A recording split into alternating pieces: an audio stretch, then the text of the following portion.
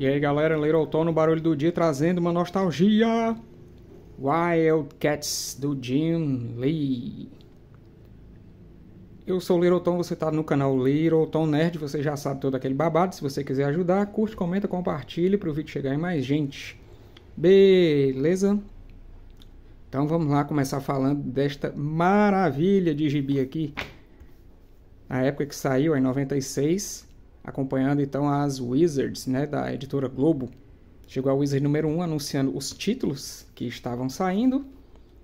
Eram esses 4 títulos aqui. E nós estamos vendo então o Wildcats do Jim Lee, que começa então nos apresentando os heróis, o X-Men genérico do Jim Lee, com a capa mais feia que o Jim Lee já fez na vida. Ô, capa genérica da porra. Se você ver a diferença da imagem, olha essa imagem de dentro aqui, certo? A qualidade dessa imagem. E compara com essa capa aqui, como parece um negócio assim, vagabund. Sei por que o Jim Lee escolheu essa capa aqui. Porque até a arte final tá esquisita. Sempre cabe dizer, Jim Lee é um mestre, né? Eu sou um merda. Mas, comparado com o que a gente vê até mesmo nas páginas internas do quadrinho, cara, minha nossa, que capa horrorosa. Mas vamos comentar então o interior, né? Então vamos lá. A imagem bonita que eu já mostrei pra vocês, né? Essa imagem saiu até numa matéria da Wizard, na número 1. Falando aqui sobre os Wildcats, que nossa, que excelentes novos super-heróis, né? Toda aquela propaganda do início da Image. Mas aqui ainda estava no comecinho, né? Então você vê que as cores ainda não chamam tanta atenção. Já chama, porque esse colorido aqui da capa basicamente parece o colorido das revistas dos anos 80, né? Ali da Marvel, da DC. E aqui não, aqui você já percebe, né, os efeitos de computador e tal.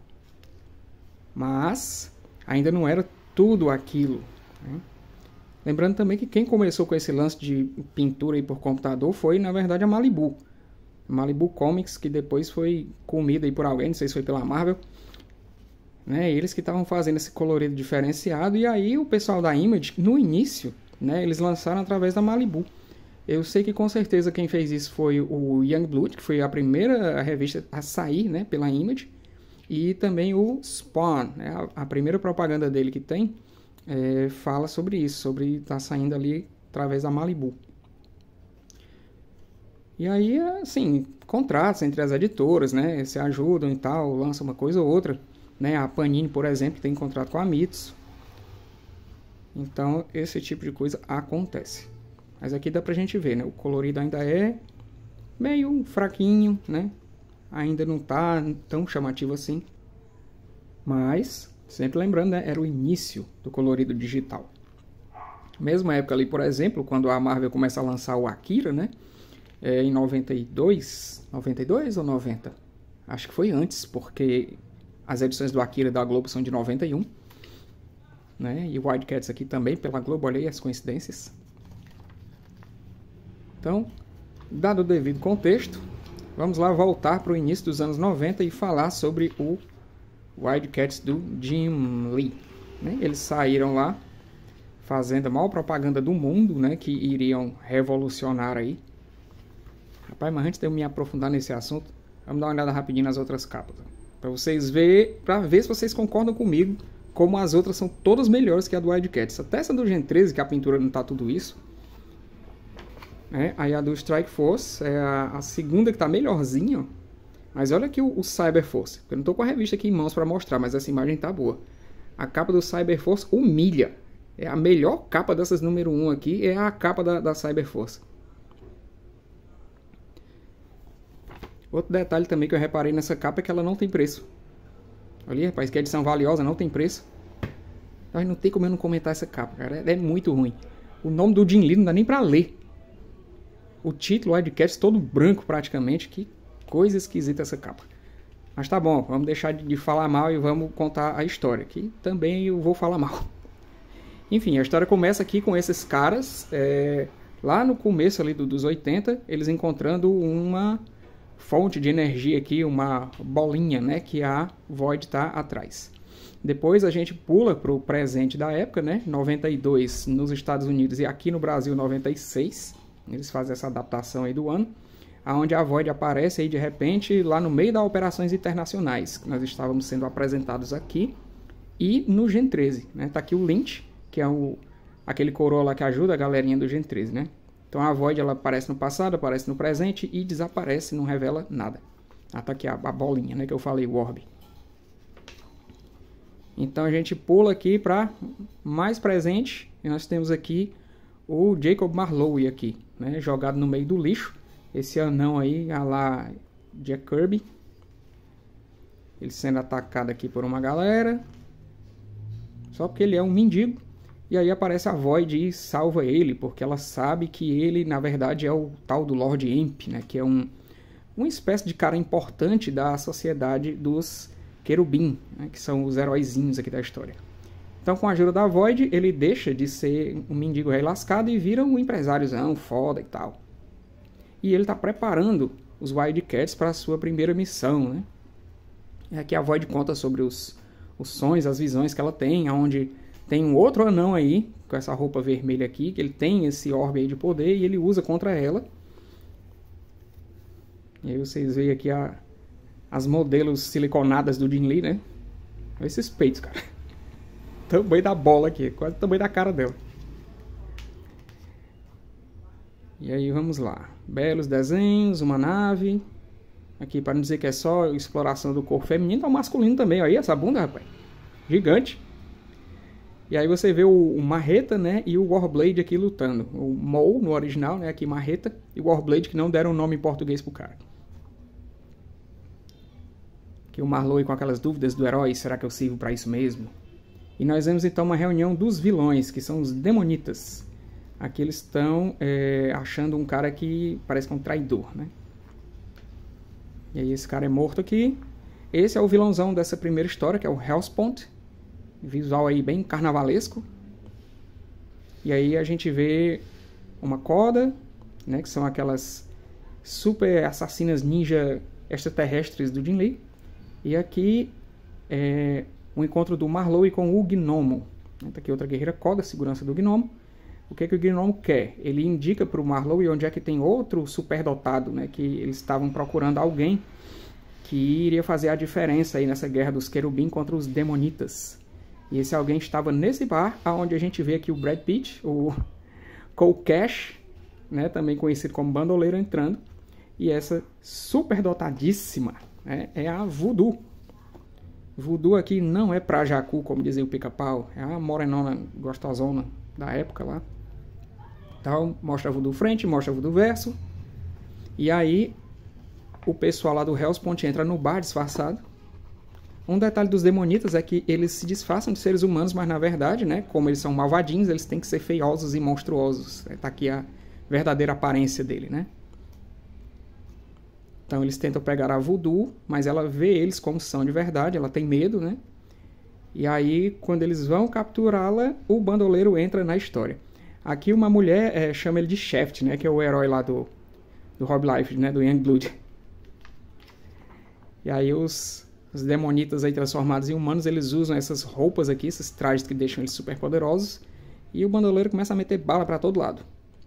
Aqui aparece aquela repórter lá da revista do Spawn, e isso me faz admirar um detalhe, né? Se o Spawn saiu primeiro, por que o colorido dele foi tão melhor do que o colorido dos Wildcats, né? Talvez porque o Jin Lee pagou outro cara, né? E não o mesmo que o McFarlane estava pagando, né? Pra fazer as cores pra ele. Foi outro colorista, talvez. Não sei. Tem aquele no início, eu não li o nome do cara. Então, quando tudo parece perdido, aparece a cavalaria, né? Numa página que tá nitidamente diferente da outra. Em que sentido, Littleton? No sentido da resolução da imagem. Aqui você vê os desenhos super nítidos, né? As linhas super finas e tal, que o Jin Lee sempre usa. Agora olha essas imagens aqui, ó. Não sei se pela câmera dá pra perceber como é inferior à página que está logo ao lado. A qualidade da imagem. É como se esse JPEG aqui eles mandaram em baixa resolução e esse em alta. E a gente sempre fala muito do Rob Liefeld, mas o Jin Lee também faz seus vacilos. Ó. Olha esses joelhos aqui. O joelho aqui ele é listrado, estilo o Colossus, né? E aqui o joelho não tem listra. E é verde da mesma cor da calça. E aqui já não é. Ó. É detalhe demais, né? Também para o cara prestar atenção em cada um deles e não esquecer nada. Pode ser chatice nossa, né? Muita exigência. Então aí o espartano entra na briga, alguém quase mata o Marlowe, e na hora que o bandoleiro foi tentar atirar, a Void não deixou, né? Achando que ele não ia acertar. Mas aí tinha que ter, né, uma aparição foda final, outra gostosíssima. E aí entra essa parada na cabeça do cara e a gente vai ver quem lançou. E quem lançou foi aqui, olha só, rapaz, a Psylocke misturada com a Tempestade. Então essa é a Zealot, ou como foi traduzido aqui no Brasil, a Devota. Que é uma super assassina aí que protege o Jacob Marlowe, aqui, né, o Lord Emp. Futuramente nas histórias nós vamos ver que os dois são pessoas bastante importantes lá em Kera, né, que é o nome do planeta natal dos Cats. E termina a história com eles sendo explodidos e esse político aqui aparecendo aliado ao Hellspawn. Então, em perguntas e respostas, depois a gente vai ver o que aconteceu de verdade. Eu acho interessante mostrar também, acho que eu vou pegar esse negócio para mostrar para vocês aqui, a página do editorial do Jim Lee, quando ele lançou a primeira nos Estados Unidos, que não saiu aqui, né? Pronto, tá aqui, vamos lá. Motoqueiro desgraçado. Então, tá aqui, vamos começar as comparações, né? Apaguei aqui a luz, e com essa telinha acesa, isso aqui vai ficar um pouco escuro, né? Então vocês perdoem aí. Mas já dá para notar algumas diferenças, né? Aqui, não sei se foi um tratamento de imagem que o scanner deu, mas tá mais bonitinha a capa, né? Aqui parece que a Globo, né, deu uma cagada na hora de imprimir. Mas tudo bem. Aqui, então, a gente tem a apresentação dos heróis feitas pelo Jim Lee. Deixa eu dar uma lida nisso. Então, como muitos de vocês sabem, o Jim Lee, ele é um cara que desistiu da medicina para trabalhar com quadrinhos. Então ele começa contando aqui que coisa de 6 anos e 2.000 páginas atrás ele fez isso. Ele decidiu por tentar os quadrinhos, que era uma coisa que ele sempre gostou. Então a primeira coisa que ele precisou fazer foi aprender a desenhar, né? Ele disse que ele não sabia fazer isso direito, né? Aí ele fala que conheceu então na faculdade, quando estava tentando bolar suas primeiras histórias, o Brandon Choi, né? Então eles já se conheciam há anos, né? Eram passas aí na aula de História e Política. Minto, aqui mais na frente ele diz que conhece o cara desde a 5ª série. E que assim como o Larsen fez com o Savage Dragon, né? E ele elogia o Dragon aqui. Ele diz que ele e o Choi sempre criaram os heróis deles, né? Então o Lee e o Choi fizeram juntos uma história chamada Wild Boys. Diz que essa história chamou a atenção aí de alguém da Marvel lá em 86. E aí ele conseguiu pegar seu primeiro trabalho por lá. Ele fala também que ele conhecia um cara da Malibu, né, que era a única outra editora que se interessou pelo trabalho dele, que é esse Tom Mason, e aí, na época, né, ele preferiu ir pra Marvel, porque era Marvel, né, cara? E aí, 6 anos depois, né, em 92, o Tom Mason da Malibu é um dos caras que tá ajudando ele a colocar essa revista, né, nas mãos da gente. Então ele comenta aqui que parece coisa do destino, né? Então ele conta que no fim, né, da história, o Brandon Choi foi morar em San Diego, ali perto dele, e trabalhar, né, para Homage, que é o estúdio do Jim Lee, né? E aí ele agradece aqui, né, a chance de trabalhar com a Malibu e tal, não sei o que, bababá. Então saiu aqui, ó, número 1, a previsão era de 3 edições e não 4, em agosto de 92. Porém, isso acabou não se realizando, né? O Jim Lee tem um trabalho muito bonito, né, muito detalhado e tal, e esse negócio, com toda certeza, leva muito tempo para ficar pronto, né? Então, assim, ele atrasou edições, assim, não conseguia lançar em ritmo mensal nem a pau. E eles não conseguiram terminar a história em 3 edições, como estava nos planos, né? Acabou tendo que ser em 4 edições. Mas aí mais na frente, quando eu mostrar outras coisas dos Wildcats para vocês, a gente volta a falar sobre isso. Isso aqui, as cores estão nitidamente melhores, né? Pode ser que eles tenham dado uma melhorada, ou só a Globo que imprimiu as cores muito claras mesmo. Aquela cena lá que ficou pouco nítida.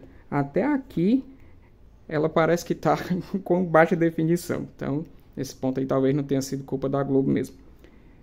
Mas enfim, gente, olha... É uma nostalgia, mas também a gente sabe que o negócio é ruim. Então, aguardem aí a próxima, quando eu vou mostrar para vocês, então, o Wildcats número 2, que já está ali nas minhas coisas para eu ler. E teve uma capinha diferente, né, dessa aqui. Mas eu não sei se no original... esse aqui não foi só uma daquelas variantes, né, para ganhar muita grana. Então, galera, é isso. Widecast número 1 para vocês. Aguardem aí que eu vou continuar falando de Image, já que está em alta hoje em dia, né? Os 90 aí retornando. Temos Spawn, temos Darkness, temos agora o Wildcats que saiu também do Jim Lee. Com cores refeitas, né? Deu para ver quando alguém mostrou a edição em algum vídeo que eu assisti, ou foi no Instagram que eu vi, né? Não sei. Mas tá valendo a pena voltar a falar dessa galera aqui. E como os heróis da Image no começo queriam dar uma de Marvel, até nisso, né, que eles ficavam entrando nas histórias uns dos outros, eu já falava do Gen 3, agora eu vou falar deles e dos Wildcats e também do Cyberforce. Aguardem, viu? Quem sabe até o Dragon. Valeu, até a próxima. Motoqueiro do Diabo!